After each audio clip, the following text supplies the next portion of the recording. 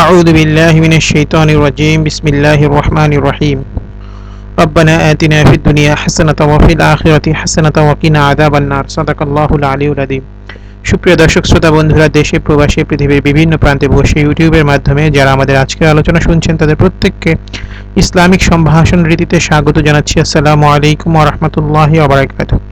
বন্ধুরা, প্রতিনিয়ত আমরা স্বাস্থ্য এবং পুষ্টি সংক্রান্ত বিভিন্ন তথ্যপত্র নিয়ে আপনাদের সামনে উপস্থিত হই। তারই ধারাবাহিকতায় আজকে আমরা আলোচনা করব কলমি শাকের স্বাস্থ্য গুণ বা উপকারিতা সমূহ নিয়ে। দামে খুব সস্তা অথচ পুষ্টিগুণে অনন্য এমন খাবারের নামের তালিকায় উঠে আসবে কলমি শাকের নাম। কলমি শাক মূলত ভাজি অথবা ঝোল রান্না করে ভাতের সঙ্গে খাওয়া হয়। এছাড়া এই শাক দিয়ে পাকোড়া, বড়া ইত্যাদি তৈরি করে খাওয়া যায়। প্রতি 100 গ্রাম কলমি শাকের পুষ্টিমান পানি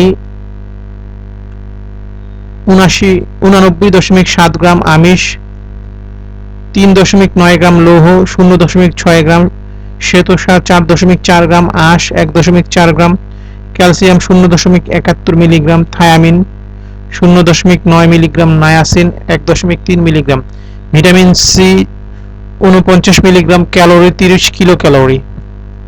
এছাড়া কলমি শাকের কিছু উপকারিতা রয়েছে যেগুলো আপনারা খেলে লাভ করতে পারবেন। তার ভিতর অন্যতম একটি হচ্ছে কলমি শাকে ক্যালসিয়াম থাকে বলে এই শাক হাড় মজবুত করতে সাহায্য করে। তাই ছোটবেলা থেকে শিশুদের কলমি শাক খাওয়ানো উচিত। এই শাকে প্রচুর পরিমাণে ভিটামিন সি, ভিটামিন রোগ প্রতিরোধ করে। কলমি শাক বসন্ত রোগের প্রতিষেধক হিসেবে কাজ করে। পর্যাপ্ত পরিমাণ লৌহ থাকা এই শাক রক্তশূন্যতা রোগীদের জন্য দারুণ উপকারী। জন্মের পর শিশু মায়ের বুকের দুধ না পেলে মাকে কলমি শাক রান্না করে খাওয়ালে শিশু পর্যাপ্ত পরিমাণে বুকে দুধ পাবে। নিয়মিত কলমি শাক খেলে কোষ্ঠকাঠিন্য দূর হয়।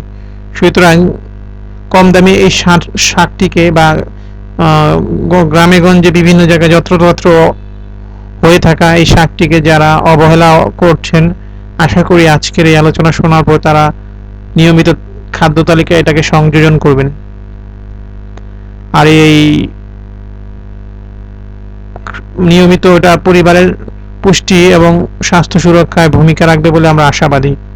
সুতরাং অবশ্যই এটা খাদ্য তালিকায় সংযোজন করবেন। আর আমাদের আলোচনাটা যদি ভালো লাগে, মনে হয় যে অন্য ভাই বোন এটা শুনে উপকৃত হবে, শেয়ার করে দিবেন। আমাদেরকে আপনাদের মতামত জানাবেন। আমাদের চ্যানেলটি সাবস্ক্রাইব করবেন। পরবর্তী এই ধরনের আলোচনা শোনার জন্য আমাদেরকে লাইক দিয়ে উৎসাহিত করবেন। তো আজকে এ পর্যন্তই। ভালো থাকুন, সুস্থ থাকুন। আসসালামু আলাইকুম ওয়া রাহমাতুল্লাহি ওয়া বারাকাতুহু। আল্লাহ হাফেজ।